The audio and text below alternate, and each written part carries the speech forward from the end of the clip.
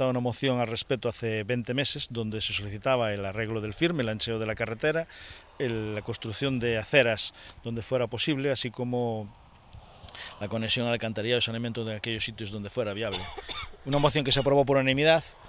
Y 20 meses después, la realidad es que la carretera sigue estando pues, en peores condiciones de las que estuvo porque no se hizo nada. Creemos que es una forma clara de ver cómo se hace el mantenimiento en un concello como el nuestro, donde lo más importante es cuando empiezan a surgir problemas en todas las infraestructuras, es atajarlas a la mayor brevedad posible, porque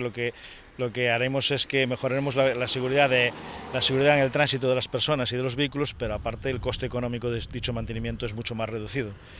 Ellos nos dirán que realmente es culpa nuestra que no se haya aprobado la partida presupuestaria, pero la realidad es que quien gobierna es quien decide en qué emplear el dinero municipal, el dinero que se recauda de los impuestos que pagamos todos los vecinos. Son ellos los que tienen la libertad de decidir dónde lo emplean y es cierto y evidente, y aquí está la prueba palpable de que oye, lo que menos se preocupa son los viales y la seguridad de nuestros vecinos.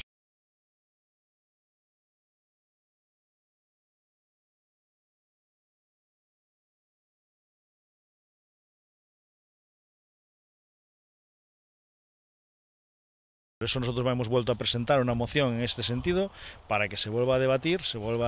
y a ver si de esta forma realmente ocurre aquello que debe ser, que es mantener en el perfecto estado de condiciones de seguridad y de tránsito las vías públicas, y más en una zona como esta donde a veces la luminosidad es escasa, las noches son más oscuras y donde el riesgo tanto para las personas como para los vehículos es mucho más grande. Creemos que al final es una muestra, un ejemplo de la forma de actuar del alcalde en cuanto a